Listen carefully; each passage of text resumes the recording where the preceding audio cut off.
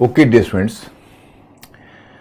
अब आज आप लोगों का फॉर्मली हम लास्ट क्लास वर्ल्ड हिस्ट्री का एंड कर रहे हैं। सिलेबस तो आपका समाप्त है। अब तो आज कोई क्लास ही नहीं, सिर्फ आपसे एक परिचर्चा है, क्योंकि जो मैटर हम कल से आपसे डिस्कस कर रहे हैं वो हमारे सिलेबस का पार्ट नहीं है। बस एक आपकी अंडरस्टैंडिंग डेवलप करने की चाहत है कि आप एक थिंकिंग क्रिएचर बन जाओ।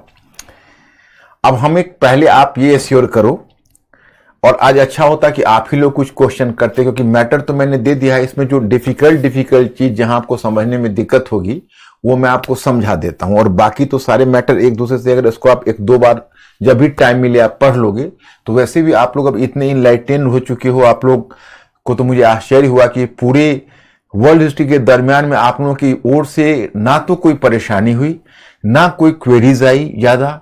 मतलब रियली मेरे लिए एक बहुत अच्छा एक्सपीरियंस है। मैं कई बार आप लोगों के बारे में कोट करता हूं कि भाई कौन, क्योंकि कई बार क्या होता है कि बच्चों को समझने में दिक्कत होती है, लेकिन आप लोगों ने जितनी आसानी से वर्ल्ड हिस्ट्री को पचाया है और जितना इंटरेस्ट से पचाया है, ये मेरे लिए बहुत ही एक्साइटिंग है। अब आप लोग बताओ कि आप लोगों का एक्सपीरियंस क्या है कि आप लोग कुछ थिंकिंग क्रिएचर हो सके, चीजों को लिंक करना सीखा। पहले इस चीज का जवाब आप अंकुर के माध्यम से दीजिए, फिर हम आगे बढ़ेंगे।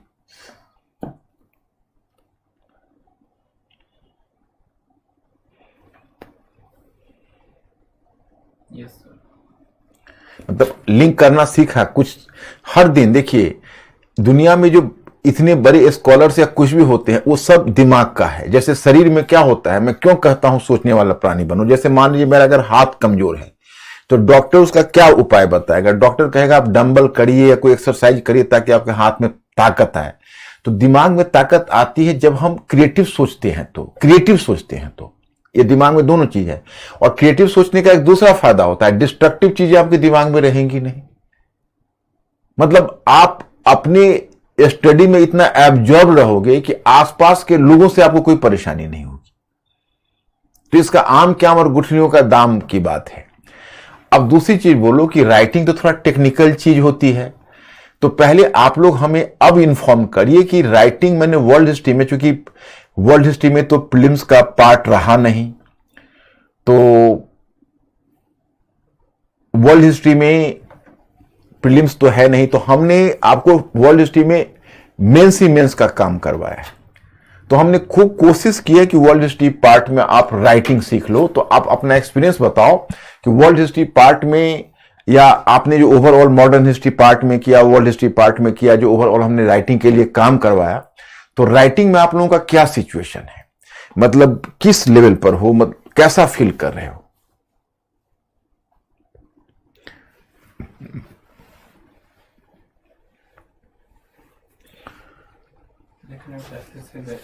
कुछ 50% लिखना है, कुछ 60%। ओके, 50-60% है तो अभी बहुत बढ़िया है।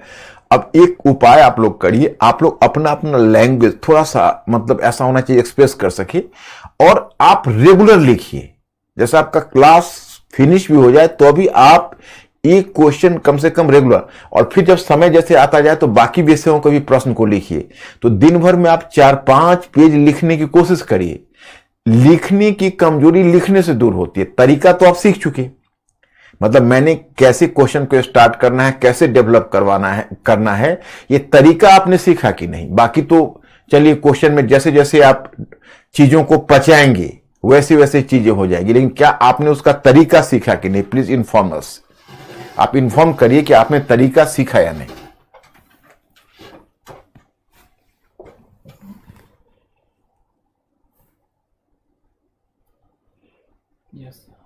Okay, yes, thank you. तो मैं स्टूडेंट्स, अब मैं इसमें तो बहुत सारी चीजें हैं, लेकिन मैं उन चीजों को जरूर बता देना चाहूंगा जिसको आपको खुद से पढ़ने में दिक्कत हो सकती है।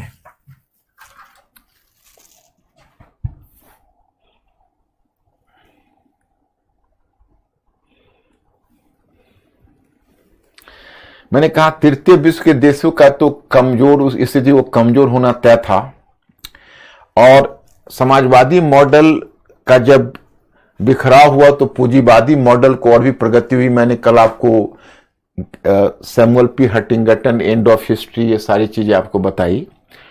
और अब कैसे अरब इजराइल संबंध और ओस्लो समझौता, यासिर अराफात। अब जो तकनीकी क्रांति हुई शीत युद्ध के दरमियान, उसी से इंफॉर्मेशन टेक्नोलॉजी का रिवॉल्यूशन निकल कर आया। अब आप कहोगे कि भाई ये जो इंफॉर्मेशन टेक्नोलॉजी का रिवॉल्यूशन निकल के आया है, कहां से निकल कर आया है? तो जो तकनीकी क्रांति हुई है, मतलब एक तरह से आप समझिए, तो जब कोल्ड वॉर में दोनों पक्ष अपने आप को ऊंचा उठाने के लिए, अपने आप को बढ़ाने के लिए जो उन्होंने नए अनुसंधान किए, नई तकनीकी डेवलप की, तो इस कारण से धीरे धीरे सूचना के क्षेत्र में प्रगति होती गई। उसी क्रम में कंप्यूटर आ गया, उसी क्रम में इंटरनेट आया, उसी क्रम में डायरेक्ट डायलिंग सिस्टम आई, और फिर देखते देखते पूरी दुनिया में सूचना प्रौद्योगिकी आ गई।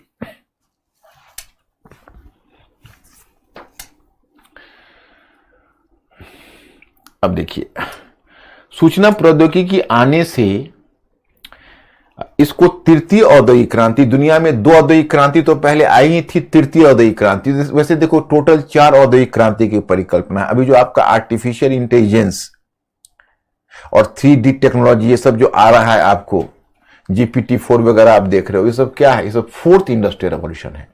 लेकिन तृतीय औद्योगिक क्रांति 1990 के दशक से उसकी शुरुआत मानी जाती है और वो चलती रही आगे तक। इस तृतीय औद्योगिक क्रांति में फायदा किसको हुआ पता है? ये तृतीय औद्योगिक क्रांति में फायदा हुआ भारत और चाइना जैसे देश को। मतलब कुछ देश को घाटा भी हुआ, मैं आपको बताना चाहूंगा। जैसे अब लैटिन अमेरिका है तो वो पिछड़ गए, और जहां जहां जो देश, जैसे अब देखो तृतीय औद्योगिक क्रांति आई तो दुनिया में आर्थिक उदारीकरण और भूमंडलीकरण हुआ। तो भूमंडलीकरण में मैंने कल आपको बताया था कि आपको अपना बाजार खोलना होगा। तो जब हम लोगों ने अपना बाजार खोला तो कुछ को फायदा हुआ, कुछ को नुकसान हुआ। अब इंडिया को फायदा क्यों हो गया? क्योंकि हमारे पास सस्ती दर पर इंजीनियर थे। हमारा जो इंजीनियर था हमारे यहाँ वो सस्ता था, क्योंकि एक तो अच्छी खासी संख्या हमारे इंजीनियर्स की थी। दूसरी बात है कि हम लोग इंग्लिश स्पोकन, इंग्लिश ग्रेजुएट्स हमारे यहाँ वर्ल्ड में सबसे ज्यादा था। तो हम लोगों को फायदा मेन हुआ आउटसोर्सिंग से। एक टर्म आता है आउटसोर्सिंग, जैसे इकोनॉमी में आप जाओगे तो एक टर्म आपको आएगा आउटसोर्सिंग। वो आउटसोर्सिंग क्या होता है कि जैसे जब सूचना प्रौद्योगिकी आई तो आप देखते हो कि कितनी सारी कंपनीज है और कितनी सारी सर्विस सेक्टर में लगी हुई कंपनीज है, जो आप देखते हो कि बड़े बड़े पैकेज देकर इंजीनियर्स को रखते हैं, मेडिकल एक्सपर्ट्स को रखते हैं और बहुत सारे लोगों को रखते हैं। और आईटी कंपनी जिसको बोलते हो, तो वो क्या करेगा कि जैसे यूएसए में नाइट डे है, यहाँ नाइट है, तो सर्विस नाइट में देखो वो कंपनी लेट नाइट तक खुली रहेगी, तो उनका जो सर्विस होता है वो यहाँ से प्रोवाइड करते हैं। तो उनके इंजीनियर अगर साल में मान लीजिए $12 लाख लेते हैं, तो हमारे इंजीनियर साल में कितने 50 लाख रुपए में काम कर देंगे, उनको 30 लाख रुपए में, 20 लाख 25 लाख रुपए में काम कर देते हैं।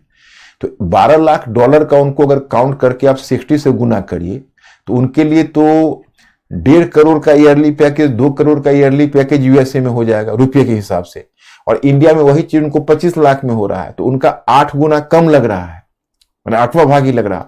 तो वो क्या करते कि इंडिया से सेवा लेते, तो हम लोगों को जॉब क्रिएशन हुआ।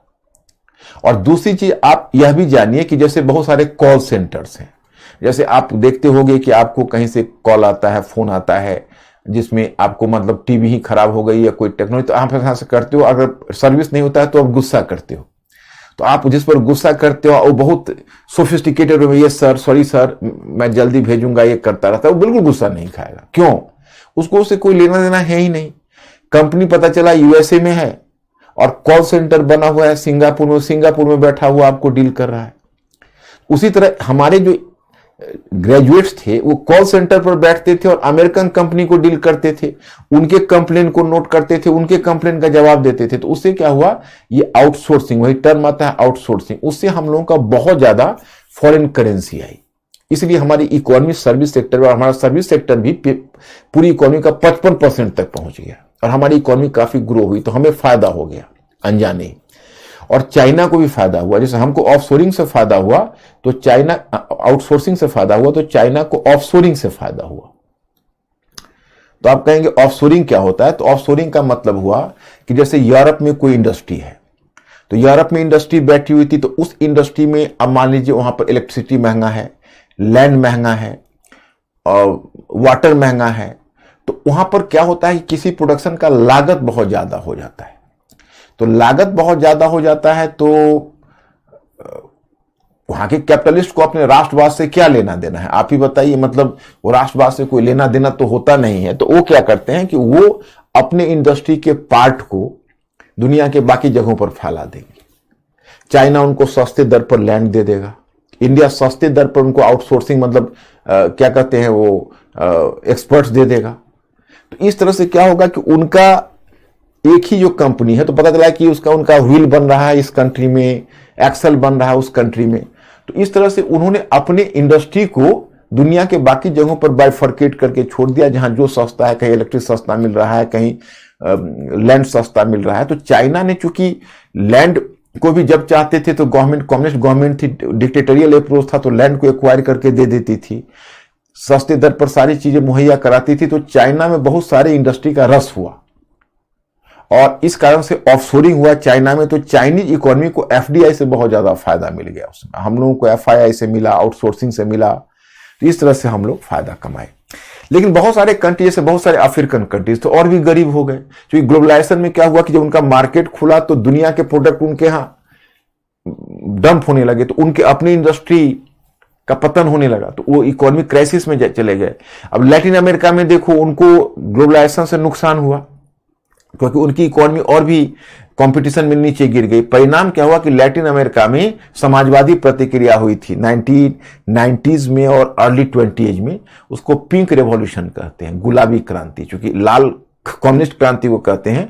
वहां पर फिर न्यू कम्युनिस्ट गवर्नमेंट, कम्युनिज्म तो एक तरह से समाप्त हो गया, लेकिन फिर इसका रिसर्फेसिंग हुआ, कुछ कुछ सोशलिस्ट टेम्परामेंट वाली गवर्नमेंट को लैटिन अमेरिका में। तो प्योर रेड नहीं थे, कम्युनिस्ट को रेड कहते हैं, तो उनको पिंक रेवोल्यूशन का नाम दिया गया। तो यही है ऑफशोरिंग का और इसका। तो आउटसोर्सिंग का मेरे विचार से आप लोग समझ गए होंगे।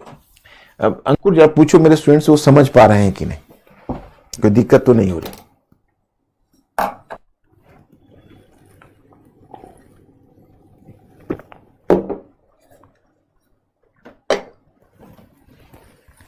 थोड़ा हिंट कर दीजिए, समझ रहे हो आप लोग?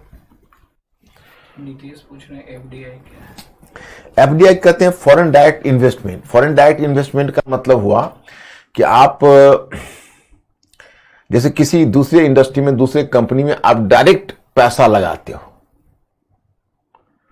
तो वहां पर आप जैसे मान लो आपका शेयर है, तो शेयर खरीद कर मतलब उसमें एक लार्जर पार्ट शेयर, पता चलता है कि भाई आप अपनी कंपनी को एफडीआई के लिए 46% के लिए खोले हो, 36% के लिए। तो अगर आपके यहां कोई कंपनी आपकी इंडस्ट्री में डायरेक्ट पैसा लगा के उसमें इन्वेस्ट करती है, तो उससे फायदा आपको होता है, वो तकनीकी भी लाती है और तकनीकी के साथ एक्सपर्टीज भी लाती है। जैसे आपके यहां एप्पल कंपनी आ गई और आपका मान लीजिए इलेक्ट्रॉनिक्स गुड्स के कंपनी के साथ उसका कोलैबोरेशन होता है, तो कोलैबोरेशन हो गया तो आपको तकनीकी भी मिली, इन्वेस्टमेंट भी मिला, तो आपको फायदा हो जाता है उसमें। एफआईआई में क्या होता है कि आप शेयर मार्केट में जो शेयर भेजते हैं वो शेयर वो खरीदता है, फॉरेन जो इन्वेस्टर्स है वो शेयर खरीदते हैं। लेकिन एफआईआई जो होता है वो बड़ा टेम्पररी चीज होती है, वो कभी भी आपको शेयर मार्केट से शेयर निकाल लेगा, तो फिर आपकी इकोनॉमी खतरे में पड़ जाती है, जैसे 1991 में पड़ गई थी। लेकिन जो एफडीआई है एक बार अगर आपको दे दिया तो निकाल नहीं सकता ना, उसका एक सर्टेन पीरियड होता है, उसके सर्टेन फॉर्मेलिटीज होते हैं। तो इसलिए एफडीआई को ज्यादा ड्यूरेबल माना जाता है, उसको ज्यादा अच्छा इन्वेस्टमेंट माना जाता है। बाकी ठीक है।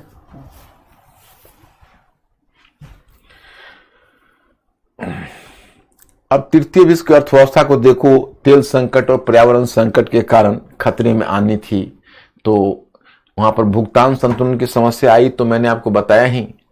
अब हम लोग इधर चल रहे थे कि यूरोप के एकीकरण, कल मैंने आपको बताया है कि यूरोप का एकीकरण हुआ, और इस यूरोप के एकीकरण में फ्रांस ने बढ़ चढ़ कर हिस्सा लिया, क्योंकि जर्मनी का जो रीयूनिफिकेशन हुआ, जब मैस्ट्रिक्ट सम्मेलन मैंने कहा यूरोपियन यूनियन बना, तो एक्चुअली फ्रांस बड़ा डरा हुआ था। फ्रांस को लगता था कि अगर जर्मनी रीयूनिफाई हो गया तो कहीं वो पुराना फॉर्म में ना आ जाए। तो मैं आपको बताऊं कि जब जर्मनी, देखो जर्मनी को यूरोप, आप लोग मेंटली अलर्ट हो ना, जर्मनी को यूरोप कभी पचा नहीं पाया, दुर्भाग्य है। जब जर्मनी का एकीकरण हुआ था, आप याद करिए, तो वो यूरोप में इतना उथल पुथल मचाया कि फर्स्ट वर्ल्ड वॉर हुआ। फर्स्ट वर्ल्ड वॉर के बाद उसको पनिश किया गया तो सेकेंड वर्ल्ड वॉर हुआ, और सेकेंड वर्ल्ड वॉर के बाद वो बट गया तो चलिए, फिर जब उसका 1990 में रीयूनिफिकेशन हुआ तो फ्रांस ने सोचा कि भाई कहीं ये खतरनाक न हो जाए, तो उसको यूरोपियन यूनियन में खींच लिया और उसके जर्मन मार्क को यूरो में मिला दिया कि जर्मन मार्क अगर यूरो में मिल जाएगा।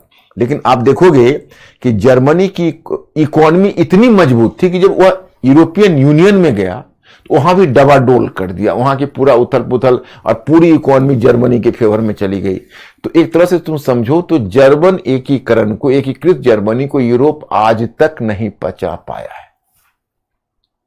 यह सबसे यूरोप के लिए बड़ी चुनौती रही है।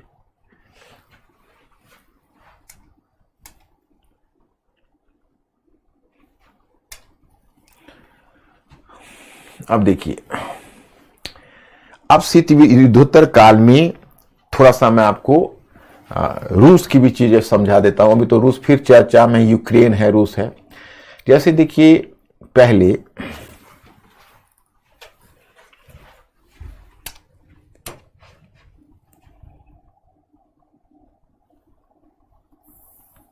एक minute,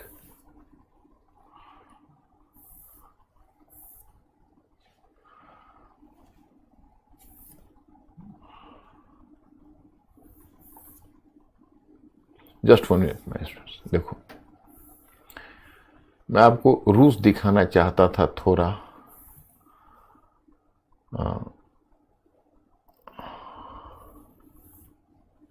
just 1 minute my students. नहीं, चलिए कोई नहीं। जैसे आज का अगर आप यूक्रेन देखिए तो आप यूक्रेन पर नजर डालिए, तो यूक्रेन पर जब आप नजर डालेंगे तो आप देखेंगे कि रूस के बगल में है और ये कभी उसका बहुत करीब हुआ करता। खैर एनीवे, मेरा मेन पॉइंट ये है कि जब 1998 में सोवियत रूस का विघटन हुआ तो रूसी गणतंत्र आया। तो अब जैसे मान लो अलग अलग राज्य का प्रधान होता है, तो रूस तो फिर भी 3/4 से ही बड़ा था, आपने देखा। तो जो रूसी गणतंत्र था, तो रूसी गणतंत्र में अगर आप नजर डाल के देखोगे तो उसमें रूसी गणतंत्र एक बहुत मेजर एरिया, सबसे तो रिप्रेजेंटेटिव वही था। तो उसका हेड था, उसका नाम था बोरिस येल्त्सिन। तो बोरिस येल्त्सिन था। तो देखो, अब गोर्बाचोव के साथ तो अमेरिका ने धोखा किया ही, धोखा दिया। इसलिए धोखा दिया कि जैसे देखो, अब किस तरह हम धोखा कहेंगे, तो गोर्बाचोव ने शीत युद्ध को समाप्ति में भूमिका निभाई, बड़ी उदार नीति अपनाई। उदार नीति अपनाने के बाद उसने बहुत हद तक सोवियत रसिया को चेंज करने की कोशिश की। दुर्भाग्य उसका हुआ कि सोवियत रसिया बट गया। अब जब सोवियत रूस बटा तो अब गोर्बाचोव जो उसका हेड था, तो उसको तो चाहिए था एसडब्ल्यू बुश था उस समय, रीगन चला गया था, एसडब्ल्यू बुश आ गया था नए प्रेसिडेंट के रूप में। जॉर्ज डब्ल्यू बुश का तो अपने नाम सुना होगा, उसका पिता था, फादर था एसडब्ल्यू बुश। तो एसडब्ल्यू बुश को और चाहिए था कि उसको साथ दे, तो और वो अपने अमेरिकन कांग्रेस में खड़ा होकर उसको डिसग्रेस कर रहा था। तो गोर्बाचोव तो खैर बहुत ही माने अपमानित ही हुआ एक तरीके से, और उसको तो जाना पड़ा। अब सोवियत रूस विघटित हो गया। तो सोवियत रूस विघटित हुआ तो उस सोवियत रूस में जो रूसी गणतंत्र था, अब तो 15 में एक गणतंत्र हो गया हो, तो उसका प्रधान था बोरिस येल्त्सिन। तो उसने देखा कि वैसे भी रूस टूट रहा है, तो उसने क्या किया कि 2000 मतलब 1993 में ही उसने एक जो 15 जो गणतंत्र थे उसकी बैठक बुलाई। कहा कि चलो आप लोग स्वतंत्र हो गए तो हो गए, लेकिन एक संघ कम से कम बना लो ताकि हम लोगों के बीच कोई ना कोई एक संबंध बना रहे। तो उसने एक CIS करके फॉर्म किया। CIS का मतलब होता है कॉमनवेल्थ ऑफ इंडिपेंडेंट स्टेट्स। तो एक ढीला ढाला संघ के रूप में रहा। क्या, चलिए आपको सूचना मिलती है कि 2014-15 में उसने एक और संगठन बना लिया, और उस संगठन को कहते हैं कि वो जो संगठन बना है उस संगठन को आप कह सकते हैं कि वो संगठन जस्ट 1 मिनट, उसको मतलब जस्ट 1 मिनट, हाँ,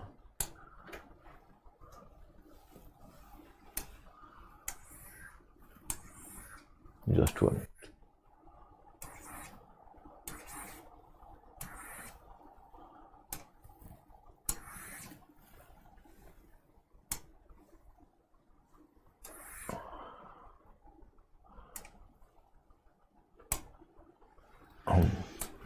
हाँ, तो मैं कहता हूं कि उन्होंने एक संगठन बनाया जैसे यूरोपियन इकोनॉमिक यूनियन करके, वो 2014-15 में। उसमें 5 ही सदस्य, बेलारूस है, कजाकिस्तान है, रूस है, 1-2 और भी कंट्री, मालदोवा है।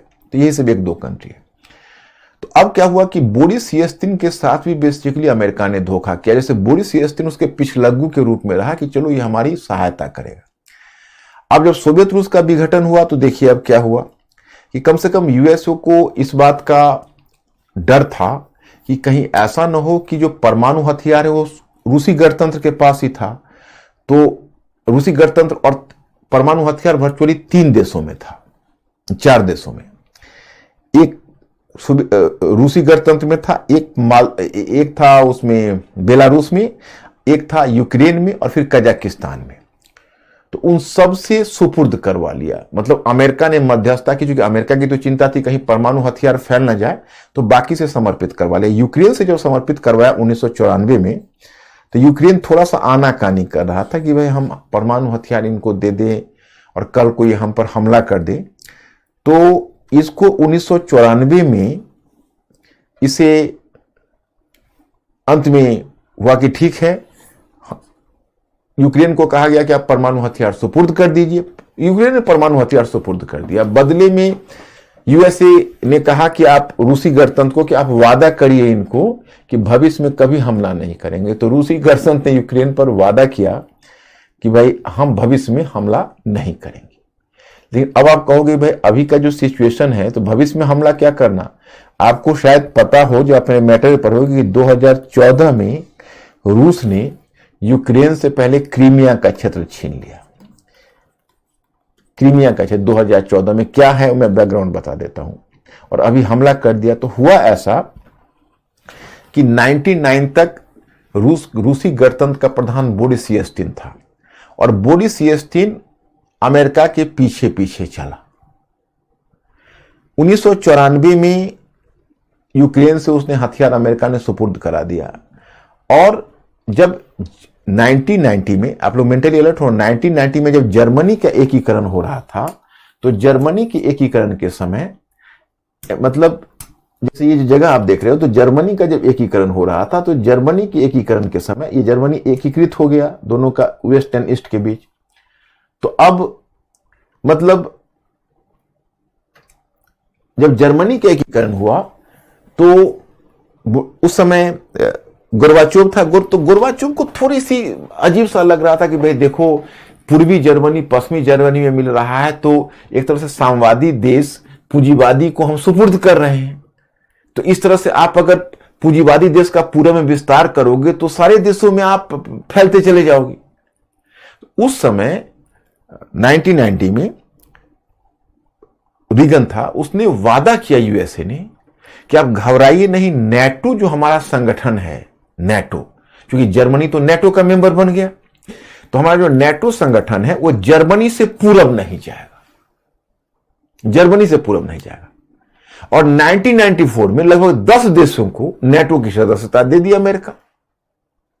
तो बोरिस येल्त्सिन ठगा सा महसूस किया कि भाई आप तो कह रहे थे कि नेटो को इधर विस्तार नहीं होगा और आपने तो नेटो का विस्तार कर दिया, तो ये तो बहुत ठगने वाली बात हो गई।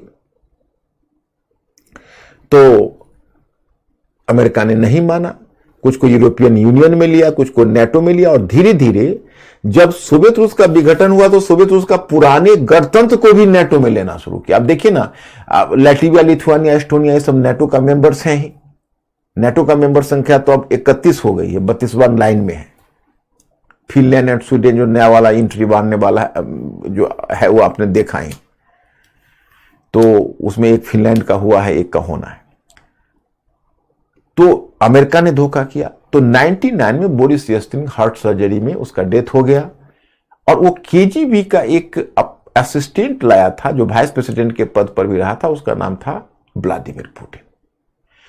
केजीबी का था, बहुत दबंग टाइप का इंसान था। वैसे भी रूस की परंपरा रही है दबंगियत की। जार के समय आपने दबंगई देखा, आपने स्टालिन के लेकर लेनिन सबकी दबंगई देखी। तो रूस में तो प्रजातंत्र की परंपरा कभी रही नहीं।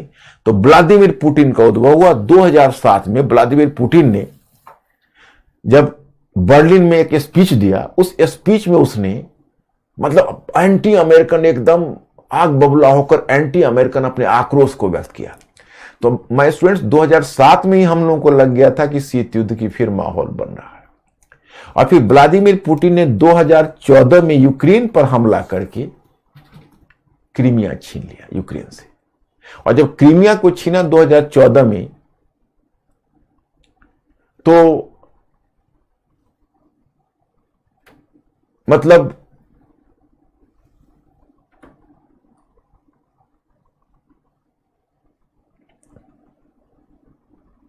उस समय बराक ओबामा अमेरिकन प्रेसिडेंट था और बराक ओबामा थोड़ा सा ठंडी दिमाग का व्यक्ति था। तो बराक ओबामा ने क्या किया कि उससे एक संधि कर ली।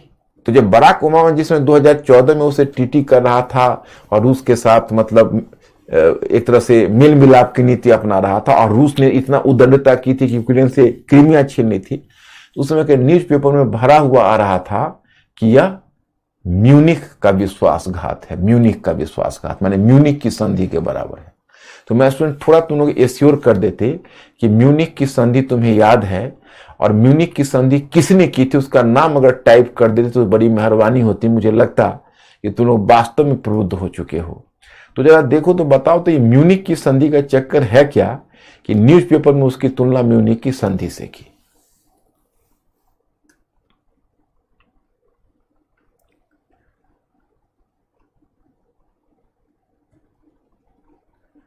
अंकुर गौर से देख के बताओ मेरे स्टूडेंट्स का क्या रिस्पॉन्स है। Hitler Germany.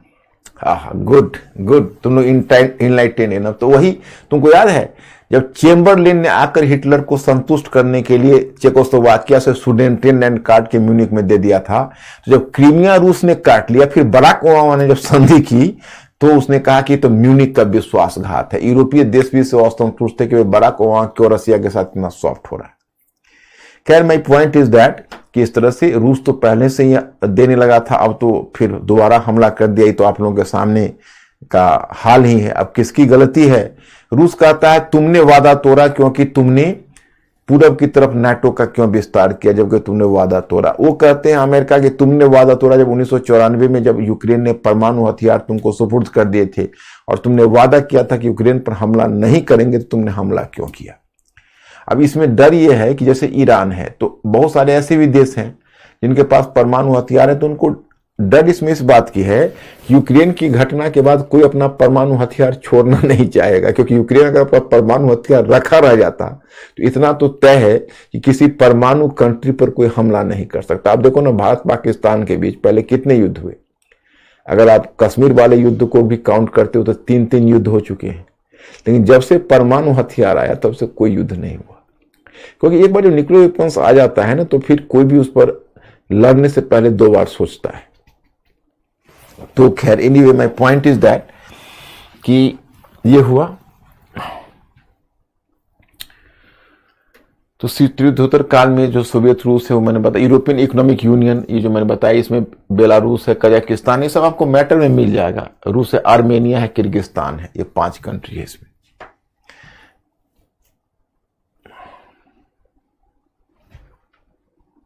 1999 में रूसी गणतंत्र व्लादिमीर पुतिन का उद्भव हुआ है। संघाई सहयोग संगठन भी इसने बना लिया ना 2007 में व्लादिमीर पुतिन के द्वारा। तो मतलब ये जो संघाई संगठन है वो चाइना के साथ मिलकर बना है। और चाइना भी क्या था कि 1971 से लेकर मैंने बताया था कि 1989 तक वो अमेरिकन कैंप में रहा था, अमेरिका के, उसी में चाइना ने अपनी शक्ति मजबूत की थी। लेकिन अब तो अमेरिका और चाइना के बीच दूरी हो गई, तो फिर अब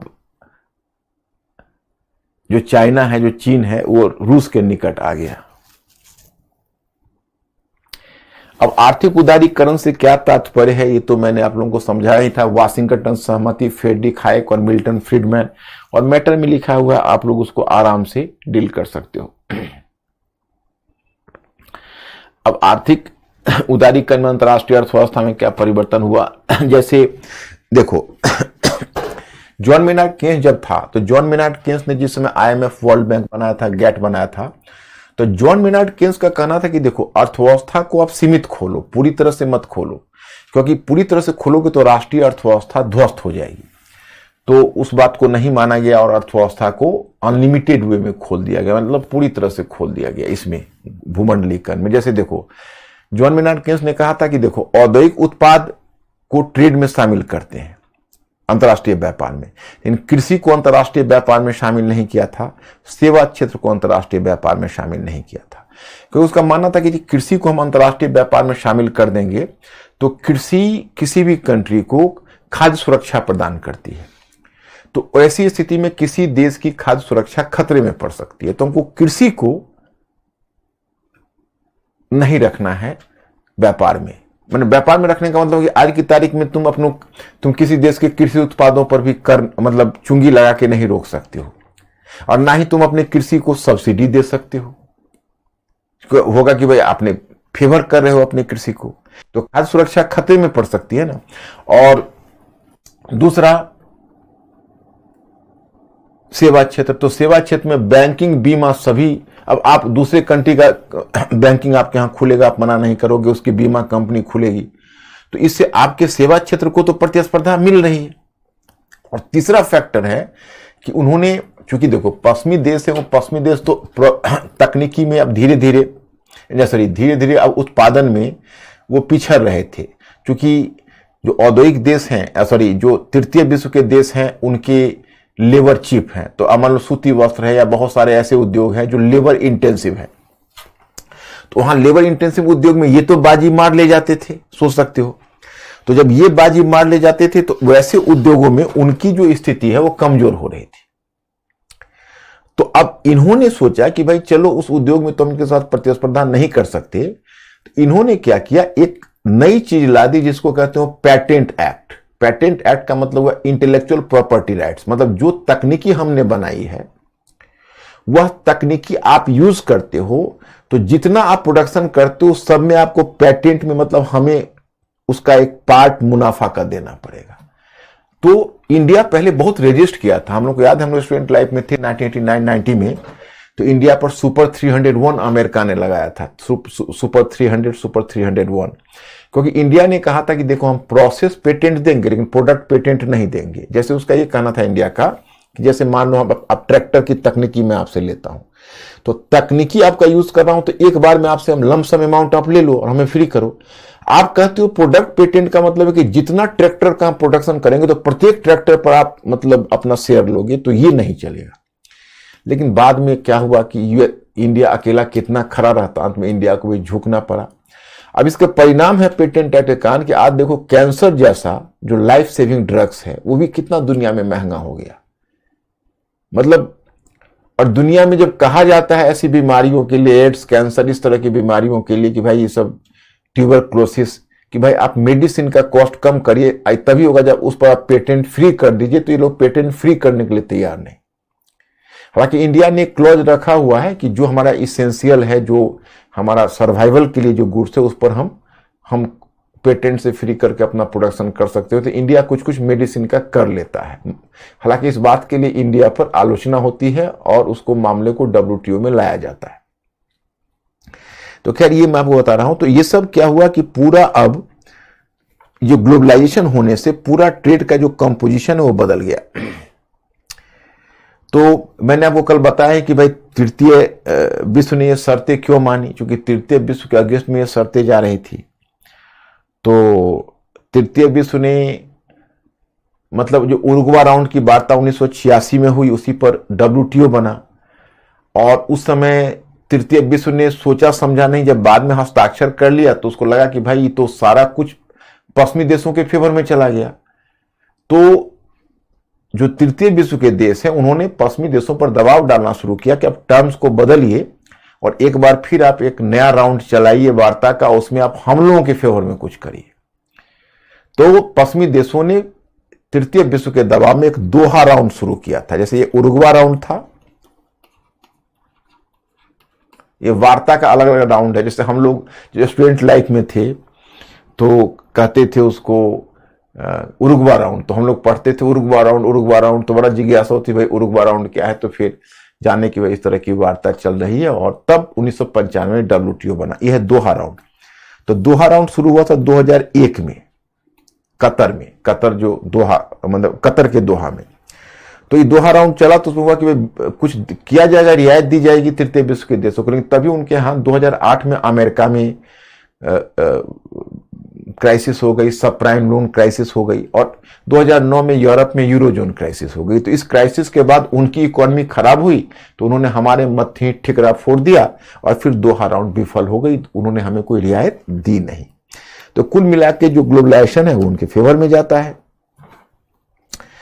अब देखो, अब होता है कि भाई एक टर्म आपको आता है कि भाई एक ध्रुवीय बनाम बहुध्रुवीय विश्व। तो ये क्या है, देखिए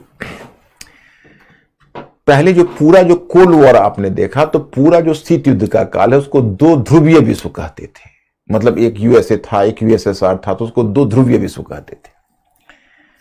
फिर यूएसएसआर का विघटन हो गया, उसका सुपर पावर स्टेटस चला गया, तो यूएसए का उत्थान हुआ, अकेला था बंदा, जिसको कहा गया एक ध्रुवीय विश्व।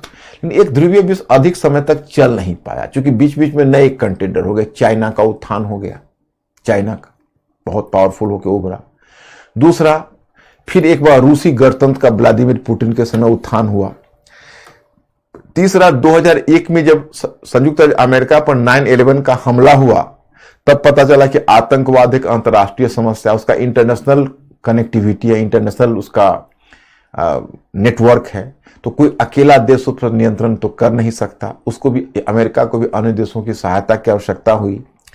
तो धीरे धीरे क्या हुआ कि यूनिपोलर से वर्ल्ड बन गया मल्टीपोलर। मतलब आज की तारीख में हम उसको यूनिपोलर नहीं कर सकते, बहुध्रुवीय विश्व शब्द अब उसके लिए उपयुक्त होता है, क्योंकि सिचुएशन ऐसा बनता चला गया कि आप उसको यूनिपोलर वर्ल्ड को चला नहीं सकते, आपको मुंह की खानी पड़ेगी।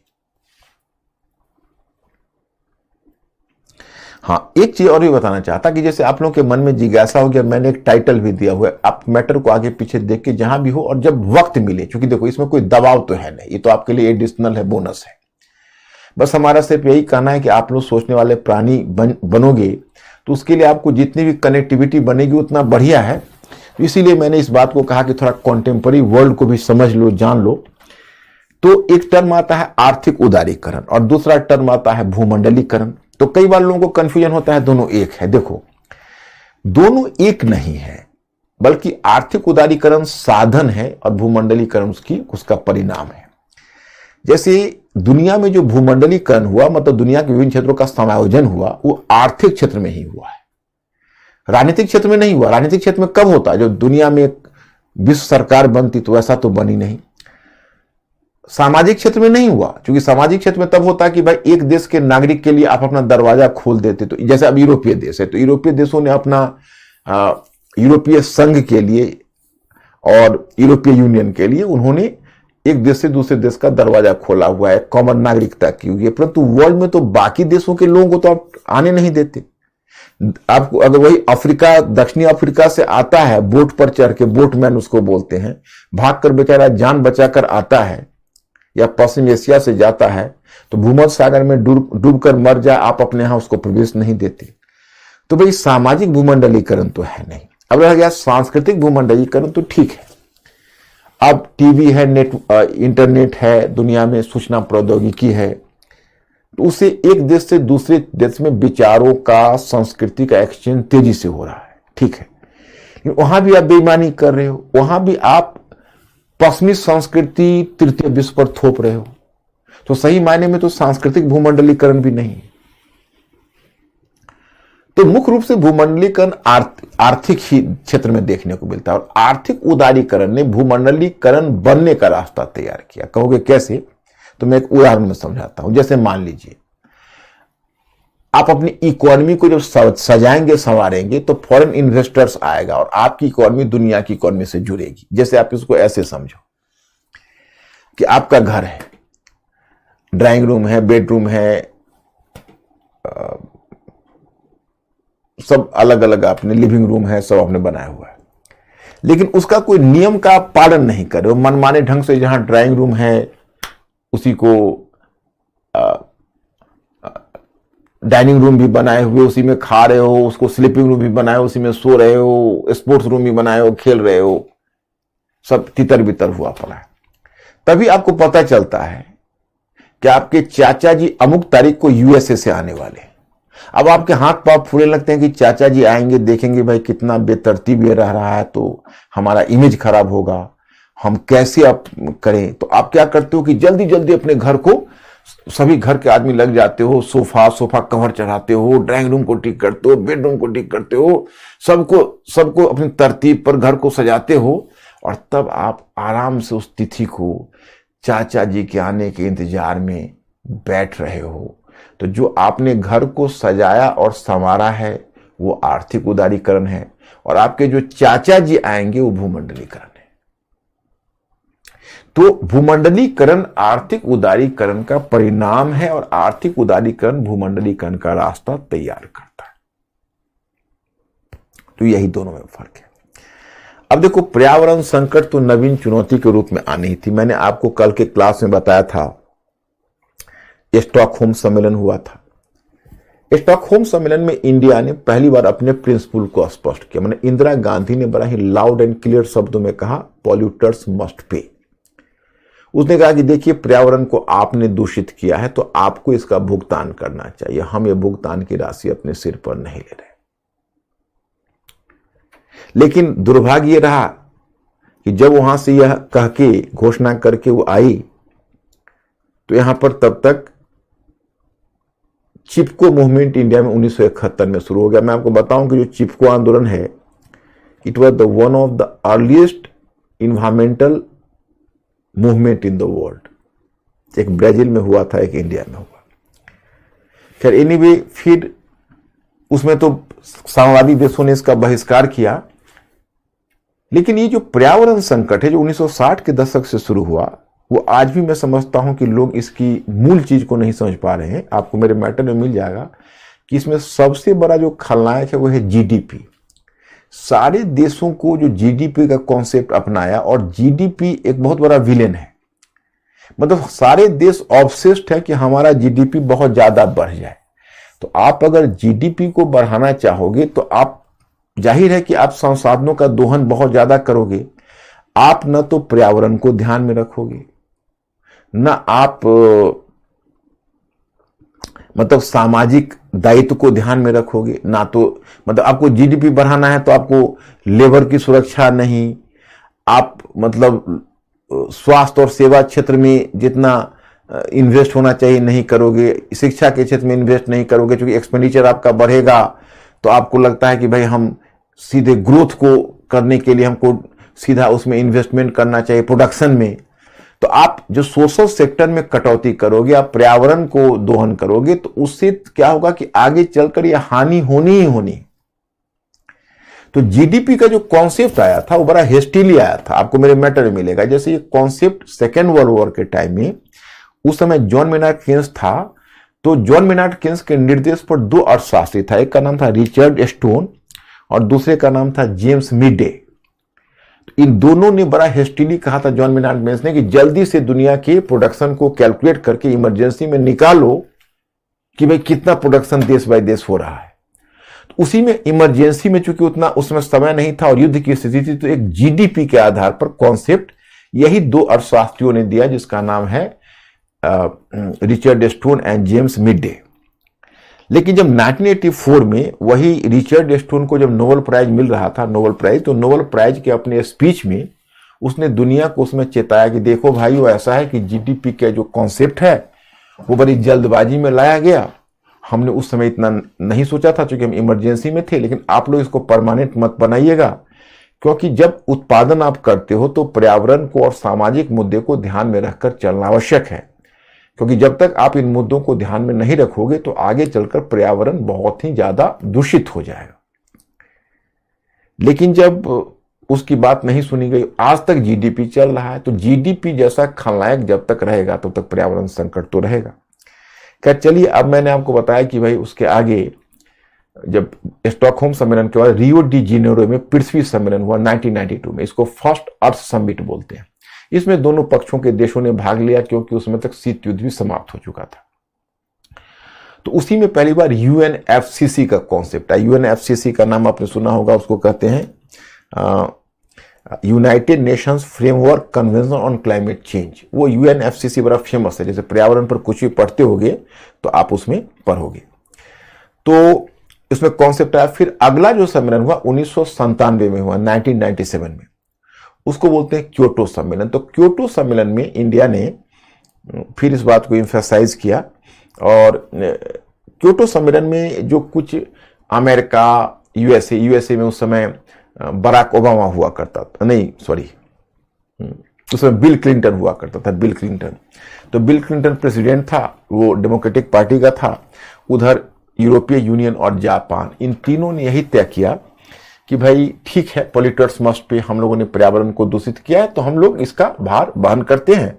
तो तय हुआ कि यूएसए, यूरोपियन यूनियन और जापान कार्बन उत्सर्जन में मेजर कटौती करेगा और इंडिया को और चाइना जैसे देशों को नहीं करना है जो बाद में इंडस्ट्रियलाइजेशन से जुड़े। ये करके अमेरिका गया, और जब गया तो वहां पर तब तक अमेरिका में चेंज ऑफ गवर्नमेंट हो गया। और चेंज ऑफ गवर्नमेंट में आ गया जॉर्ज डब्ल्यू बुश, वो था रिपब्लिकन पार्टी का, वो हार्डलाइनर था, वो मुकर गया, कहा नहीं हम करेंगे। तो ये क्योटो सम्मेलन पर गई खटाई।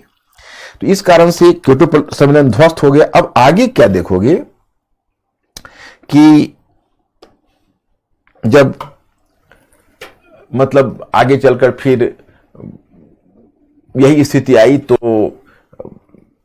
चलो फिर भी इंडिया इस बात पर आ रहा है पॉल्यूटर्स मस्ट पे, पॉल्यूटर्स मस्ट पे, कई जगहों पर ये चलता रहा सम्मेलन। हमें याद है कि जब 2009 में जब कोपेनहेगन में सम्मेलन हुआ था तो पहली बार दबाव डालना शुरू किया था, क्योंकि 2008-9 में उन लोगों की इकोनॉमी खराब हो गई थी और पहले तय हुआ था कि वो लोग ग्रीन टेक्नोलॉजी देंगे और $100 बिलियन वो लोग खर्च करेंगे ग्रीन टेक्नोलॉजी लाने पर, और कार्बन उत्सर्जन जो अगर में कटौती करेंगे तृतीय विश्व तो उसकी भरपाई वो करेंगे। लेकिन फिर धीरे धीरे वो मुकरते चले गए और बात को टालते चले गए। जब 2011 में जब डरबन में सम्मेलन हुआ तो जयंती नटराजन थी भारत की तरफ से, तो भारत बिल्कुल अड़ा हुआ था। भारत ने कहा कि देखो हम पे नहीं करेंगे, क्योंकि हम तो आए हैं औद्योगिकरण में बहुत बाद में, पॉल्यूटर्स मस्ट पे। इस प्रिंसिपल को भारत ने पकड़ा हुआ था स्टॉकहोम सम्मेलन से ही। तो अब यूएसए और पश्चिमी देशों ने चालाकी किया कि उकसा दिया आइलैंड कंट्रीज को। आइलैंड कंट्रीज का मतलब जैसे मॉरिशस वगैरह जैसे कंट्री है जो समुद्र में है, और अगर ग्लोबल वार्मिंग हुई तो समुद्र में वो समा जाएंगे। तो उनको एक तरह से इन्फ्लुएंस किया और उनको एक तरह से कान भर दिए कि देखो आप लोग डूबोगे, और आप लोग डूबोगे उसमें हम लोग दोषी नहीं है, इंडिया दोषी है। उसी के कारण कोई समझौता नहीं हो पा रहा। अब क्या हुआ, जितना भी जो आइलैंड कंट्रीज थे हमारे ऊपर प्रेशर बना दिया कि भाई आप तो हमें बर्बाद कर रहे हो, आप तो मतलब हमारे लिए हित में काम नहीं कर रहे हो। अब हम दबाव में आ गए और हमने अल्टीमेटली पॉल्यूटर्स मस्ट पे के प्रिंसिपल को एक तरह से डिस्कार्ड कर दिया। 1915 में जब पेरिस समिट हुआ, जो फेमस समिट, उसमें हुआ कि भाई दुनिया का जो टेम्परेचर है उसको इंडस्ट्रियल एज से 2.2 सेंटीग्रेड से ज्यादा नहीं बढ़ने देना है, उसको भी कम करके 1.5 डिग्री सेल्सियस से ज्यादा नहीं बढ़ने देना है, ये तय हुआ। लेकिन उसमें क्या हुआ कि उन्होंने बेसिकली पॉल्यूटर्स मस्ट पे के प्रिंसिपल को छोड़ दिया। उन्होंने क्या किया कि एक फॉर्मूला बनाया, उसको कहते हैं nationally determined contribution, NDC. Nationally determined contribution का मतलब है कि जैसे एक मैं उदाहरण देता हूं डे टू डे लाइफ का, तो आप लोग समझ जाओगे, क्योंकि ये एक्सपीरियंस आपको होगा। जैसे मान लिया कोई चंदा वसूली के लिए आप निकलते हो, तो धनी लोग, तय ये हुआ है कि धनी लोग चंदा देंगे, जिनके पास नहीं हो नहीं देंगे डोनेशन। तो धनी लोगों से गए, धनी लोगों ने अपना डोनेशन लिखा। अब वो जाते हैं निर्धन लोगों के पास भी, जिनसे नहीं मांगना है, बोला कि देखिए हमें मांगना तो नहीं चाहिए आपसे, लेकिन हम आप पर कोई दबाव नहीं दे रहे हैं। हम इधर मुड़ गए, कलम रख दिया, आप अपनी मर्जी से जो चाहते हैं लिख दीजिए, हम उतना से संतोष कर लें। अब आपके सामने उसको रखा, आपने लिख दिया। जब लिखा, मान लें आपने 1000 लिख दिया, तो 1000 लिखने तक वो चुपचाप आपसे लिखवा लेते हैं। एक बार जब आप लिख दिया तो आपके पीठ पर सवार हो जाएंगे, सुबह शाम दौड़ने लगेंगे, कब पैसे दे रहे हो, कब पैसे दे रहे हो। अब आप फंस जाओगे क्योंकि आपने स्वयं लिख दिया है। तो पेरिस समिट में इन्होंने तृतीय विश्व के साथ कुछ वही हाल किया। नेशनली डिटरमिन्ड कॉन्ट्रीब्यूशन का मतलब हुआ कि देखो ये हमने डिसाइड किया है, इसमें आपका कुछ करना नहीं है, ये हमने डिसाइड किया, आपने डिसाइड किया है, जो आप कंट्रीब्यूट कर सकते हो करिए। लेकिन जब एक बार आप कर दिए तो आपके पीठ पर सवार हो गए कि भाई आपको कार्बन उत्सर्जन में कटौती करिए। अब आप बुरे फंसे हुए हैं, क्योंकि आप में से बहुत सारे देशों की लोग गरीबी रेखा से नीचे हैं। तो आप जो कार्बन उत्सर्जन में कटौती करेंगे तो कुछ कॉस्ट पर करेंगे। उन लोगों के लिए कार्बन उत्सर्जन क्या होता है, लग्जरी होता है। जैसे वहां पर देखोगे यूएसए वगैरह में, तो मतलब अब ग्लास के अंदर जैसे मकान है तो पूरे ग्लास भरे हुए हैं, -15 डिग्री टेम्परेचर रहेगा और वहां पर टी शर्ट पहन के लोग अंदर घूम रहे हैं। क्यों? इसी चल रहा है। वार्मिंग का फैसिलिटीज है, कूलिंग का फैसिलिटीज है, लिफ्ट है, मतलब हर चीज उनका इलेक्ट्रीफाइड है, हर चीज ऑटोमेटिक है, वॉशिंग मशीन से लेकर हर चीज, मतलब आप कह सकते हो हाउस क्लीनिंग ऑटोमेटिक है। तो अब उसमें उनका डोमेस्टिक में उनका उत्सर्जन ज्यादा है। हम लोग का यहाँ डेवलपमेंट में कार्बन उत्सर्जन ज्यादा है, और डेवलपमेंट हमारी मजबूरी है कि हमारे लोग करीबी रेखा से नीचे हैं, लेकिन अब दोनों को उन्होंने एक धरातल पर ला दिया। तो यही सब चक्कर है। जब तुम लोग पर्यावरण वगैरह तो पढ़ते ही होगे, तो ये सब चक्कर ये पर्यावरण डिप्लोमेसी का है। अब मैं एक इंटरेस्टिंग बात बताता हूं, आपका आतंकवाद। तो देखिए आतंकवाद का रायता कैसे फैला। तो ये अनइक्वल इकोनॉमिक संबंधों से उपजा है, मतलब असमान आर्थिक संबंधों से। अब पहले आपने देखा कि अरब राष्ट्रवाद के साथ धोखा हुआ, अरब राष्ट्रवाद के बाद फिर पहले अब तक समझ गए कि नहीं? अगर थोड़ा सा आप अंकुर को बोले, कहीं ऐसा ना हो कि मैं बोलता चला जा रहा हूं और आपको समझने में कोई असुविधा हो रही, तो प्लीज थोड़ा इन्फॉर्म कर दीजिए।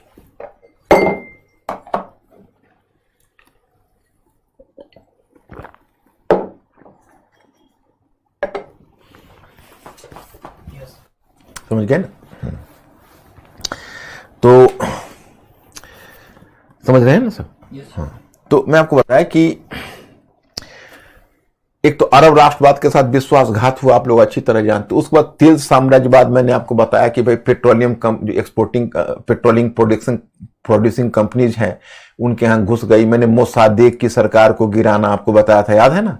कि ईरान में कैसे मोसादेक की सरकार को गिरा दिया अमेरिका ने, कैसे पेट्रोलियम जो प्रोड्यूसिंग कंट्री जो उसने हस्तक्षेप किया, फिर अमेरिका अपने वर्चस्व अरब क्षेत्र में स्थापित कर लिया, उनके तेल भंडार पर नियंत्रण स्थापित करने लगे। तो इस सब कारण से उन लोगों की जो प्रतिक्रिया हुई, तो वहां पर चूंकि कहीं ना कहीं रिलीजियस फंडामेंटलिज्म था, तो जो प्रतिक्रिया हुई तो साम्राज्यवादी शोषण के प्रतिक्रिया धर्म के माध्यम से होने लगी। तो धर्म के माध्यम से होने लगी तो कहीं ना कहीं उसने रिलीजियस एक्सट्रीमिज्म को जन्म दिया। फिर आप देखेंगे जो अरब क्षेत्र है, वो अरब क्षेत्र में कहीं ना कहीं खलीफा का शासन था। तो खलीफा का शासन रहा था, और एक समय तक इस्लाम के गोल्डन डेज रहे थे। तो अभी भी जो बहुत सारे इस्लामी बुद्धिजीवी हैं, वो इस्लाम के स्वर्ण, थोड़ा सा टेम्परेचर को 1 पॉइंट बढ़ा, जैसे वो इस्लाम के स्वर्णिम दिन को नहीं भूल रहे हैं, और वो इस्लाम के स्वर्णिम दिन को जिलाने की बात करते हैं। तो ये अपने आप में एक बहुत बड़ी बात है। तो इसी क्रम में आपको सूचना मिलती है कि 2 विचारधारा अरब क्षेत्र में आई। देखो सब मैंने मैटर में लिख कर दिया हुआ है, और आप लोग वैसे भी पढ़ोगे तो आप लोग इतने मेधावी हो चुके हो कि स्वयं भी पढ़ के समझ जाओगे। तो जब वहां पर जब आप देखोगे कि जो अरब क्षेत्र है, तो वहां पर 2 विचारधारा, 2 माने उग्र विचारधारा आई। एक को कहते हैं बहावी विचारधारा, दूसरा सलाफी विचारधारा। तो बहावी विचारधारा के जो जनक है वो है अब्दुल बहाव। तो अब्दुल बहाव यह कहते हैं कि इस्लाम को उसके मूल रूप में स्थापित किया जाना चाहिए और शरीयत के कानूनों को बहाल किया जाना चाहिए, और इस्लाम उसके मूल रूप में स्थापित हो, और इस्लाम की जो मूल रूप में इस्लाम स्थापित हो, इस्लाम को फिर पवित्रता को एक बार स्थापित किया जाए। और इस्लाम को मूल रूप में स्थापित करने के लिए हमको पश्चिमी विचारधारा और पश्चिमी तकनीकी से परहेज करना है। तो ये पश्चिमी तकनीकी से भी परहेज करने की बात करता है। जो सलाफी विचारधारा है उसका भी उद्देश्य वही है, इस्लाम को उसके मूल रूप में स्थापित करिए, एकदम प्योर रूप में इस्लाम को हम स्थापित करेंगे, लेकिन इस लक्ष्य को पाने के लिए हमें आवश्यकता होगी तो हम पश्चिमी तकनीकी का उपयोग करेंगे, पश्चिम के ही विरुद्ध। तो पश्चिमी तकनीकी के उपयोग की अनुमति सलाफी विचारधारा देती है। तो जिसे आप कहते हो, एक आपने आतंकवादी का नाम सुना होगा, बहुत फेमस है, ओसामा बिन लादेन और अल कायदा, वो सलाफी विचारधारा की उपज है। फिर अरब इजराइल का जो प्रॉब्लम हुआ है, उसने भी वहां पर इस्लामी, कहीं ना कहीं इस्लामिक फंडामेंटलिज्म को प्रोत्साहन दिया। जैसे इजराइल के शोषण के विरुद्ध वहां पर एक हमास मिलिशिया नामक संगठन गाजा पट्टी में बना। उधर लेबनान पर जब हमला किया इजराइल ने, तो वहां पर एक हिजबुल्ला गुट बना है, वो भी एक आतंकवादी गुट ही है। और इधर ओसामा बिन लादेन का इतिहास यह है, और आप अगर गौर से देखोगे तो जितना भी दुनिया में रायता फैलाया हुआ है, और जब उसकी जड़ में आप जाओगे तो कहीं ना कहीं यूएसए जरूर फंसता है। आप लोगों को पता है कि सोवियत रूस की सेना अफगानिस्तान में घुसी थी, और सोवियत रूस की सेना अफगानिस्तान में गई, और अफगानिस्तान अमेरिका से पहले सोवियत रूस अफगानिस्तान से पिटकर आ चुका है। ये आप लोगों को सूचना है या ना? थोड़ा सा आप अंकुर के माध्यम से इन्फॉर्म करिए तो, कि अफगानिस्तान में सोवियत रूस पिटा और वहां से एक तरह से उसको भी निकलना पड़ा था शुरू में।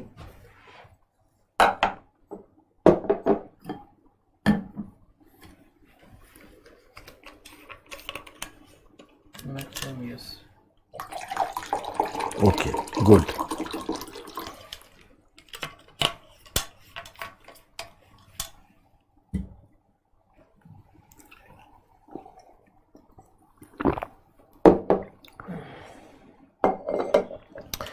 तो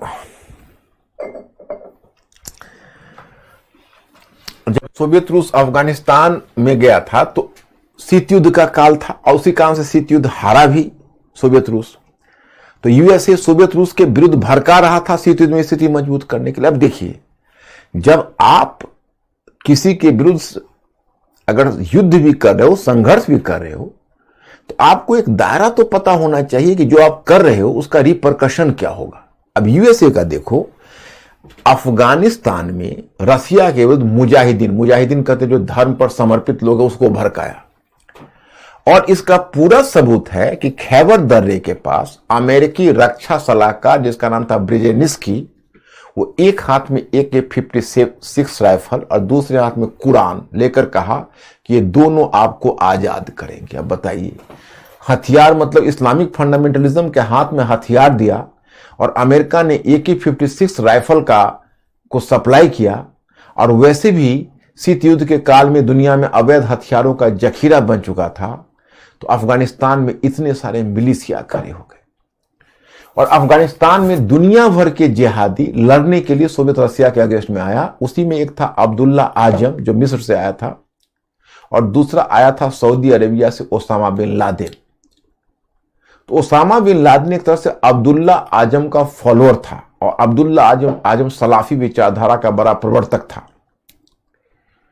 तो उसे सलाफी विचारधारा के जनक हसन उल बन्ना को माना जाता है। तो इस तरह से तो ओसामा बिन लादेन अफगानिस्तान में लड़ा। अफगानिस्तान में जब सोवियत रूस की सेना हार गई तो फिर वो लौट गया सऊदी अरेबिया। जब 1991 में संयुक्त राज्य अमेरिका ने यूएनओ में ज्वाइंट कमांड बनाया इराक के अगेंस्ट में, और 1991 में जब संयुक्त राज्य अमेरिका ने इराक पर हमला किया, तब ओसामा बिन लादेन संयुक्त राज्य अमेरिका के ही खिलाफ हो गया, और फिर वो अमेरिका के अगेंस्ट में ही आग उगलने लगा। और फिर वो पहले इराक में अमेरिका को हरास करने के लिए पहुंचा था, फिर वहां से निकल लिया और चला गया सूडान, और सूडान में ही सनन ली, और सूडान में रहकर वो अमेरिका की जड़ खोद रहा था। यूएसए को पता चल गया, तो यूएसए ने सूडान की सरकार पर दबाव डाला कि ओसामा बिन लादेन को अपने देश से निकाल दे। तो 1994 में सूडान की सरकार ने ओसामा बिन लादेन को अपने देश से निकाल दिया। तो जब उसे अपने देश से निकाल दिया तो वो चलाया, अब कहां जाता? तो 94 में अफगानिस्तान में तालिबानी स्थापित थे, और तालिबानियों का मुखिया था मुल्ला उमर ने उसे अपने यहां शरण दे दी। तो ओसामा बिन लादेन अफगानिस्तान में बैठ गया, और वहीं से वो लगा षड्यंत्र करने। और उसी क्रम में 9/11 की घटना हुई। 2011 में एक आतंकवादी दस्ता भेजा जिसने अमेरिका पर टेररिस्ट हमला किया, जो पूरी घटना आप लोगों को पता ही होगा क्योंकि इतना फेमस चीज है, और वहीं से आतंकवाद को भी प्रोत्साहन मिला। अब उसके बाद अमेरिका ने दुनिया को एक तरह से हॉस्टेज पर रख दिया, कहा या तो आप अमेरिका के साथ हैं आतंकवाद के साथ, और आतंकवाद के साथ उसने जो जिहादी संघर्ष छेड़ा उसमें और दुनिया में आतंकवाद बढ़ता चला गया। अब आज ये स्थिति क्या है, अल-कायदा का, वो रक्त बीज की तरह पूरी दुनिया में क्षेत्रीय रूप में फैल चुका है। अब उसी में देखोगे अल-कायदा ये, अल-कायदा वो, कोई अल-मुसरा, कोई अल-नुसरा, और इतने सारे ऑर्गेनाइजेशन पूरे कुकुरमुत्ता की तरह पूरे विश्व में फैल चुके हैं कि आज अमेरिका के लिए उस रायता जिसको फैलाया था अफगानिस्तान में, उसको खुद साफ करना इसके लिए मुश्किल है। और यही इसने हर जगह किया है। अफगानिस्तान में देखो अशरफ गनी को छोड़कर किस तरह भागा, आप लोग तो उसके चश्मदीद गवाह हो। तो ये इसका कैरेक्टर रहा है। अब देखो मैं स्टूडेंट्स, अब आप लोगों का तो टाइम समाप्त ही हो रहा है और मैंने मैटर दे ही दिया है, और आप लोग मेधावी हो और आप लोगों पर मेरा पूरा भरोसा है कि जब इसको आप पढ़ोगे तो आपकी समझ में आ जाएगा, उसमें कोई दिक्कत ऐसा सच नहीं होगी। तो एक दो मैं चुप तुमको समझा देता हूं, एक चीज जो टेक्निकल एक दो चीज है वो समझा देता हूं।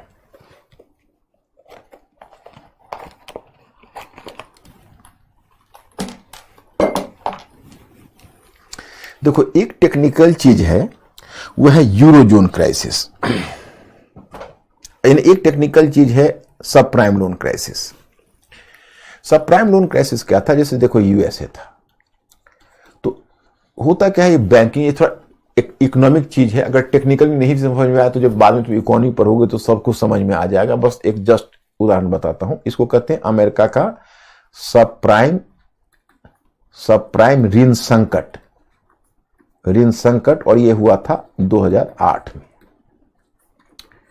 तो उसमें हुआ ऐसा कि उस समय अमेरिकी इकोनॉमी डिक्लाइन कर रही थी, मतलब डिमांड उसमें कम हो रहा था। तो अमेरिका में जो ऐसे हमारे यहाँ सेंट्रल बैंक है जिसको आप कहते हो आरबीआई, वहां पर एक बैंक है जिसका नाम है फेडरल रिजर्व।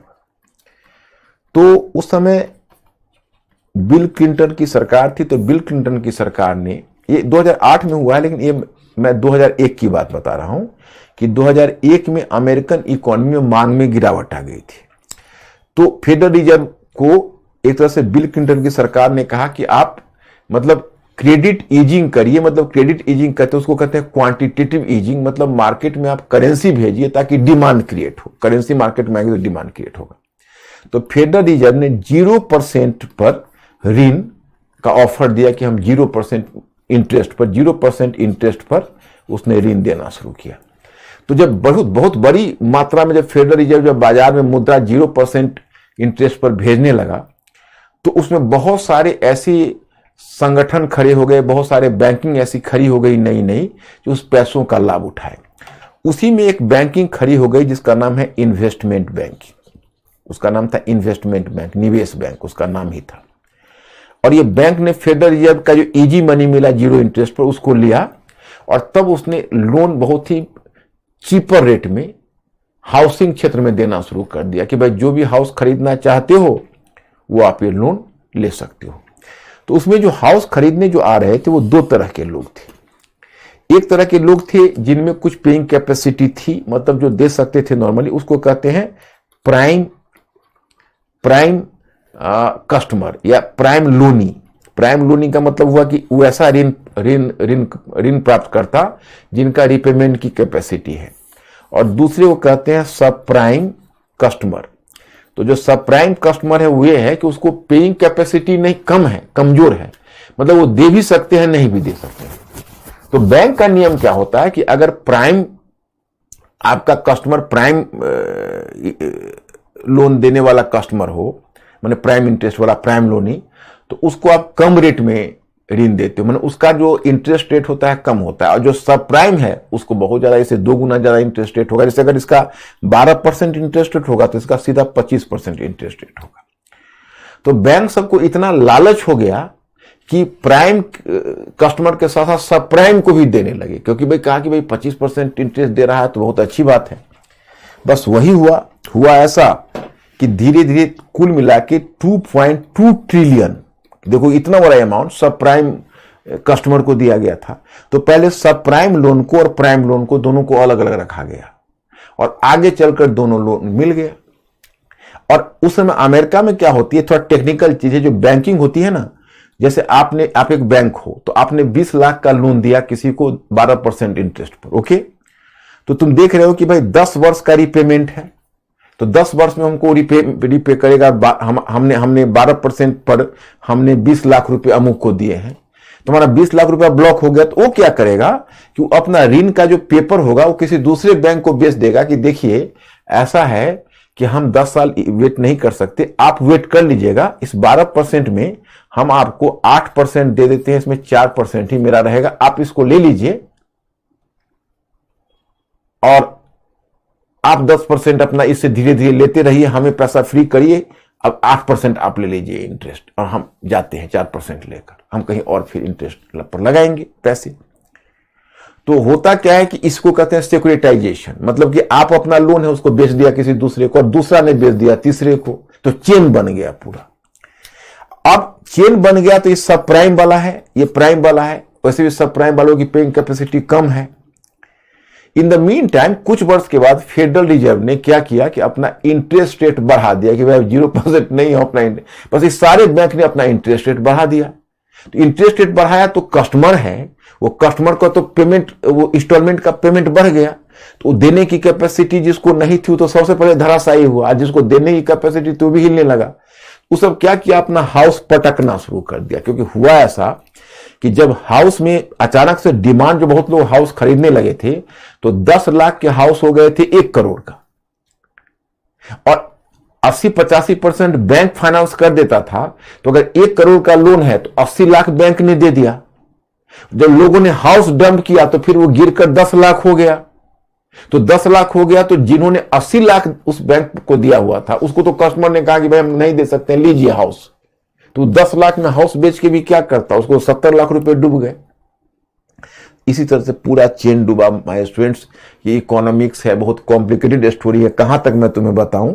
और इस कारण से अमेरिकी इकोनॉमी पर गई। वहां पर लेहमान ब्रदर्स पहला बैंकिंग था, वो पहुंच गया खतरे में, और उसके बाद धीरे धीरे वहां पर बैंक फेल करना शुरू कर दिया। तो ये हुआ आपका यूएसए का। अब मैं आपको दूसरा क्राइसिस बताता हूं।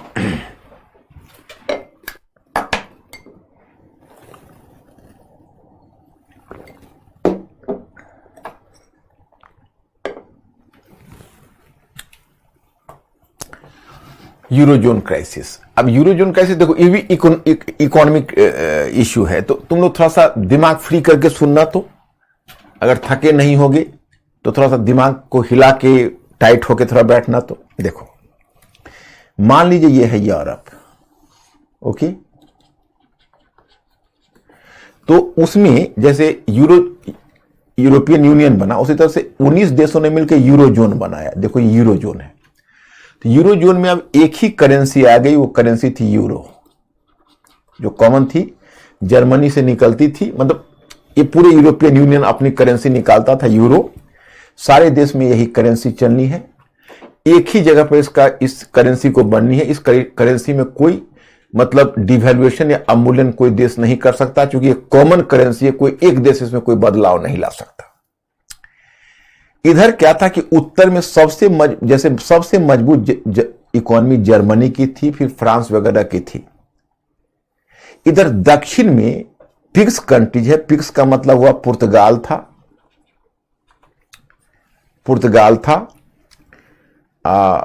इटली, पुर्तगाल, इटली, जी ग्रीस, और पिग्स PIGS ग्रीस,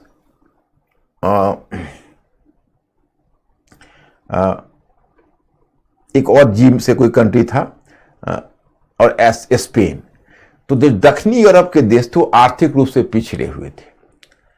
तो मतलब इसमें देखो, एक जो आप जैसे मेरे मैटर में पढ़ोगे तो आपको पता चलेगा कि जिसको तुम यूरोजोन संकट कहते हो, थोड़ा मेंटली अलर्ट होकर सुनना, जिसको तुम यूरोजोन संकट कहते हो, ये बड़ा टेक्निकल चीज, अगर नहीं भी समझो तो क्या जाता है, अपना सिलेबस का तो है नहीं, अगर आप ये समझ गए तो कॉन्टेम्पररी वर्ल्ड हिस्ट्री को समझ जाओगे। बहुत इंटरेस्टिंग चीज है, बस केवल इंटरेस्ट से आपको देखना मांगता है।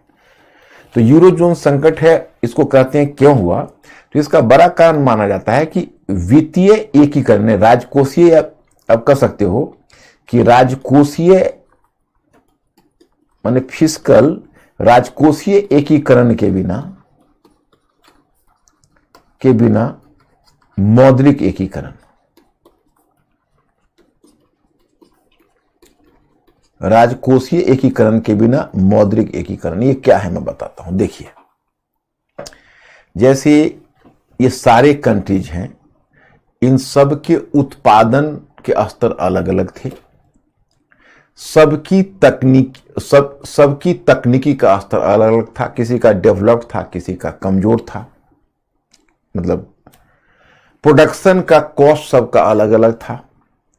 रिटायरमेंट एज की पॉलिसी सबकी अलग अलग थी, कोई 62 वर्ष में रिटायर करता, कोई 65 वर्ष में रिटायर करता। अब मैंने उनका रिटायरमेंट का वर्किंग का क्लास में किसी ने 62 वर्ष दिया हुआ था एज, किसी ने 65 वर्ष दिया हुआ था, किसी ने 60 वर्ष दिया हुआ था। अब क्या है कि जब इनका प्रोडक्शन होता तो प्रोडक्शन को, इस मार्केट को पहले यूरोजोन को कर दिया गया, सबसे पहले इसको कर दिया गया यूरोपीय यूनियन में, मतलब स्वतंत्र बाजार, मतलब कि एक देश से दूसरे देश पर चुंगी मुक्त वस्तुओं की आवाजाही होगी, ठीक है। और दूसरा यह एक ही मुद्रा हर जगह चलेगा। तो अब क्या हुआ कि जैसे अब जर्मनी है तो उसकी अर्थव्यवस्था विकसित थी, उसकी पॉलिसी भी अच्छी थी, उसकी तकनीकी विकसित थी, तो उसका जो प्रोडक्ट है वो सस्ता हो गया, सस्ता। और पुर्तगाल है, ग्रीस है, स्पेन है, जिसकी अर्थव्यवस्था पिछड़ी हुई थी, तकनीकी पिछड़ी हुई थी, उसका प्रोडक्ट महंगा हो गया और मार्केट खुला हुआ है, आप वस्तुओं पर चुंगी नहीं लगा सकते हो। तो जो उत्तरी यूरोप का जो विकसित क्षेत्र की वस्तुएं थी, वो दक्षिणी यूरोप में आकर वो वस्तुएं छा गई। इन देशों की अपनी वस्तुएं बिकनी बंद हो गई, क्योंकि सस्ती दर पर वस्तुएं मिल रही, तो राष्ट्रवाद के नाम पर तो कोई खरीदता नहीं है, आप समझ सकते हो। तो इनका चीपर प्रोडक्ट वो खरीदने लगे, तो उनका अपने उद्योग बैठने लगे, अपने उद्योग बैठने लगे। आप कहोगे बचाव क्या है, तो बचाव दो था और दोनों बचाव को इन्होंने खो दिया था। एक बचाव यह है कि मैं आपको पीछे से बता रहा हूं, केनेसियन अर्थशास्त्र भी बता चुका हूं, उससे पीछे भी बता चुका हूं कि एक बचाव होता है कि जैसे इनका वस्तु जो प्रोडक्ट है वो चीपर है और जो आपका प्रोडक्ट है वो कॉस्टलियर है। तो one point of safety is that, one point of safety है वो ये है कि आप उनके प्रोडक्ट पर उतने % चुंगी लगा दो ताकि आपसे उनका प्रोडक्ट महंगा हो जाए और आपके लोग आपकी वस्तुएं खरीदें। तो वो चुंगी लगाने का हक तो इन्होंने खो दिया था, ओके। दूसरा है कि आप अपने मुद्रा का अवमूल्यन कर लो। तो मुद्रा का अवमूल्यन करते हो तो क्या होता है पता है, आपका निर्यात सस्ता हो जाता है और आयात महंगा हो जाता है। जैसे उदाहरण बताता हूं, जैसे आपका $1 50 रुपए के बराबर था, आपने उसको बढ़ा के उसको अवमूल्यन कर लिया रुपया का और 70 रुपया $1 कर दिया। तो आपके जो आयातक थे वो, आपके जो निर्यातक थे वो निर्यात पहले $1 लाख का करते थे तो उनको 50 लाख मिलता था, अब उनको 70 लाख मिलेगा। और आपके जो आयातक थे पहले $1 लाख का आयात करते थे तो उनको 50 लाख रुपया देना पड़ता, हमको 70 लाख देना पड़ेगा। तो उनको यह दिखेगा कि 70 लाख हम अगर जर्मन प्रोडक्ट को दे रहे हैं तो हमारा प्रोडक्ट हमारे अपने देश से वो प्रोडक्ट 60 लाख में मिल रहा है। पहले 50 लाख था तब तो हम जर्मनी से खरीदते थे, अब 60 लाख में हमारा प्रोडक्ट मिल रहा है और 70 लाख में जर्मन प्रोडक्ट मिल रहा है। तो क्यों ना हम अपना प्रोडक्ट खरीदें, तो आयात में कटौती हो जाएगी ऑटोमेटिकली। तो दो तरह से आप आयात को रोक सकते हो, अनचाहा आयात को चुंगी लगाकर और मुद्रा का अवमूल्यन करके। और इनकी दोनों स्वतंत्रता चली गई थी। एक तो कॉमन मार्केट हो गया था तो वो नहीं कर सकते थे, दूसरा ये अपने मुद्रा का अवमूल्यन नहीं कर सकते थे। तो इन सारे देश के उद्योग बैठने लगे और उद्योगों ने बैंक से लोन लिया हुआ था, तो उद्योग अब बैंक के कर्जदार थे तो बैंक फेल करने लगे क्योंकि वो रिपेमेंट ये कर नहीं रहे थे। 1 वर्ष पहले अमेरिका का बैंकिंग सिस्टम में क्राइसिस आ गई थी। तो ये दक्षिणी यूरोप के यूरोपीय सरकारों ने सोचा कि भाई देखो, अमेरिका ने अपने बैंकों को समय पर मदद नहीं की थी, इसलिए उसके बैंक फेल कर गए थे, कहीं हमारे बैंक में न फेल कर जाएं और हमारे यहाँ क्राइसिस ना आ जाए। तो उन्होंने क्या किया कि बाहर से प्राइवेट पार्टी से लोन लेकर, कर्ज लेकर अपने बैंक को बेल आउट पैकेज देकर अपने बैंक को बचाया, तो अब वही कर्जदार, सरकार ही कर्जदार बन गई भयंकर। उसको कहते हैं sovereign debt crisis. Sovereign debt crisis इसलिए कि सरकार तो संप्रभु होती है और सरकार ही कर्जदार बन गई। तो यही था इसका सॉवरेन डेट क्राइसिस जिसने यूरोप में क्राइसिस लाई। तो थोड़ा सा आप अंकुर को आप संकेत कर दीजिए, मिस्टर अंकुर को, कि आपने समझा या नहीं समझा।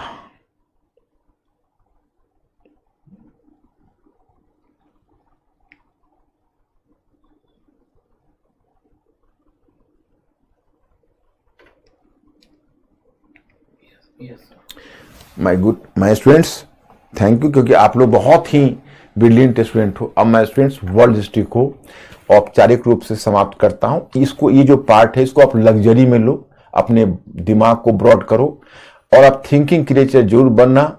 हमारा विश्वास है कि आप लोग बहुत ही सक्सेसफुल होगे और हमें अब आपको खुद संस्थान से सूचना मिल जाएगी। अब मेरा क्लास किस दिन होगा, कल्चर शुरू होगा, लेकिन वो सूचना आपको मिल जाएगी और आप उस उक्त तिथि से फिर हमारे सामने उपस्थित हो जाओगे।